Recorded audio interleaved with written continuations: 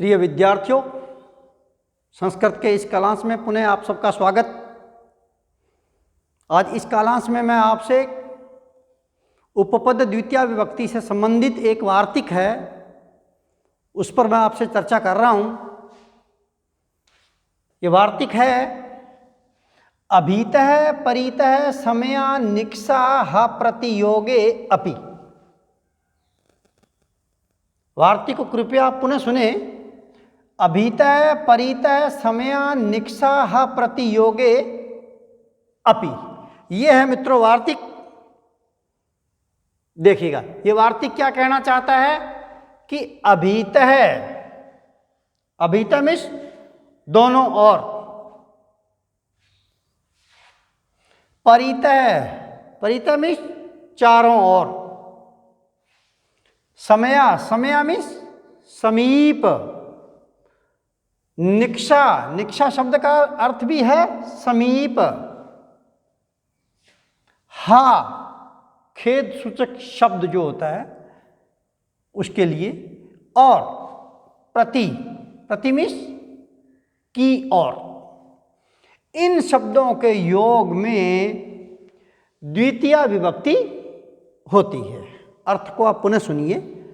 क्या अभीतः दोनों ओर, परितः चारों ओर, समया समीप, निक्षा समीप, हा खेद सूचक शब्द है और प्रति, इन शब्दों के योग में द्वितीय विभक्ति होती है। वार्तिक कौन सा है? अभीतः परितः समया निक्षा हा प्रति योगे अपि, ये वार्तिक है। देखिएगा ये यहाँ अंत में, वार्तिक के अंत में अपि शब्द भी दिया है। इसका अभिप्राय है कि इन शब्दों के अतिरिक्त और भी शब्द हो सकते हैं जिनके योग में द्वितीय विभक्ति होती है। एक एक शब्द पे क्रमशः मैं चर्चा करूंगा। अभीतः जो शब्द है मित्रों, अभी शब्द में तसिल प्रत्यय लगकर अभीतः बना है। इसी प्रकार से परितः, परि शब्द में तसिल प्रत्यय लगकर परितः बना है। ये दोनों अव्यय हैं। इसी प्रकार समया और निक्षा ये भी अव्यय हैं। प्रथम वाक्य है कृष्ण के दोनों ओर गायें हैं। कृष्ण के दोनों ओर गायें हैं। किसके दोनों ओर? कृष्ण के दोनों ओर। तो इसलिए कृष्ण में द्वितीय विभक्ति आ जाएगी। ये कृष्ण शब्द है, द्वितीय विभक्ति का एक वचन हो गया कृष्णम। अभीतः गायें बहुत सारी हैं, इसलिए गौ शब्द को प्रथमा विभक्ति का बहुवचन गावः है, और संति मीन्स हैं बहुवचन, अस्तिस्तः संति। अगला उदाहरण है लंका के दोनों ओर समुद्र है। लंका के दोनों ओर समुद्र है। किसके दोनों ओर? लंका के। तो लंका में द्वितीय विभक्ति आ जाएगी। तो लंका में द्वितीय विभक्ति का एक वचन बना लंकाम। अभीतः समुद्रो, समुद्र शब्द पुल्लिंग है, समुद्रो अस्ति, समुद्र है। ये तो हो गया अभीतः की बात। अब करता हूं परितः की बात। एक वाक्य है कृष्ण के चारों ओर गोप हैं। क्या है? कृष्ण के चारों ओर गोप हैं, गवाले हैं। गवाले कितने हैं? बहुत सारे हैं। तो गोपा है, गोपो गोपाहा संति, गोप हैं, गोपा संति हो गया। कृष्ण के, किसके? कृष्ण के। तो कृष्ण में मित्रों, कृष्ण शब्द पुल्लिंग है, इसमें द्वितीय विभक्ति का एक वचन लगा दो। तो कृष्णम परितः गोपाहा संति हो गया। एक वाक्य है गांव के चारों ओर वृक्ष हैं। वृक्ष हैं, बहुत सारे वृक्ष हैं। तो वृक्ष वृक्षौ वृक्षः, और अस्तिस्तः संति बहुवचन हो गया। वृक्षः संति, ये तो हो गया। किसके चारों ओर? गांव के। तो ग्राम शब्द में मित्रों द्वितीय विभक्ति का एक वचन लग गया, तो ग्रामम बन गया। तो ग्रामम परितः वृक्षः संति, इस प्रकार से वाक्य बना। अगला वाक्य है नगर के समीप नदी बहती है। नगर के समीप नदी बहती है। तो नदी बहती, नदी एक वचन ही है, तो नदी बहती हो गया, प्रथमा का एक वचन हो गया। किसके समीप? नगर के। तो नगरम में द्वितीय विभक्ति लगा दो। तो नगरम, नगरे, नगराणी, फिर नगरम। तो नगरम समया नदी बहती, इस प्रकार से वाक्य बनेगा। एक वाक्य है लंका के समीप सागर है।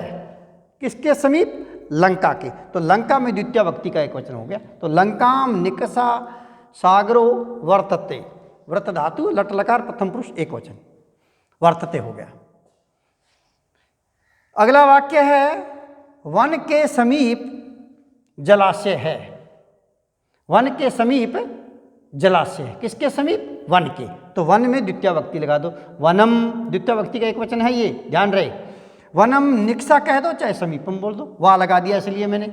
जलाशय पुल्लिंग शब्द है, जलाशय है अस्ति, जलाशय अस्ति हो गया। एक वाक्य है गांव के समीप साधु रहते हैं। क्या?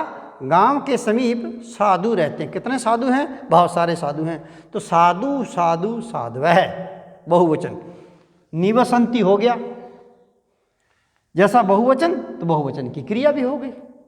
तो निवसति निवसतः निवसंति हो गया। किसके समीप? गांव के। तो ग्रामम द्वितीय विभक्ति आ गई, द्वितीय विभक्ति का एक वचन, एक गांव के पास में। ग्रामम समीपम साधवः निवसंति, ऐसा वाक्य बनेगा। एक वाक्य है वेद का निंदक शोचनीय है, या वेद के निंदक को धिक्कार है, निंदनीय है। वेद निंदक पुल्लिंग शब्द है, हा का योग हो गया। हा में शोचनीय, शोचनीय अर्थ में प्रयुक्त हुआ, खेद सूचक शब्द है यह, है ना। तो हा वेद निंदक, इसमें द्वितीय विभक्ति का एक वचन आ गया हा शब्द के योग में। तो बन गया वेद निंदकम द्वितीय विभक्ति का एक वचन। एक वाक्य है कृष्ण के अभक्त शोचनीय हैं, या कृष्ण के अभक्त अशोचनीय हैं। यह भी खेद सूचक शब्द है, इसलिए कृष्ण अभक्त, कृष्ण अभक्त है। इस कृष्ण अभक्त है, ये पुल्लिंग शब्द है, इसमें द्वितीय विभक्ति का एक वचन बना कृष्ण अभक्तम हा। तो हा के योग में कृष्णा भक्तम, इसमें द्वितीय विभक्ति लग गई।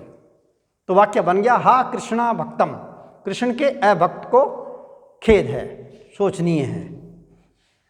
अगला वाक्य है भूखे को कुछ नहीं सूझता, अर्थात भूखे को कुछ भी अच्छा नहीं लगता।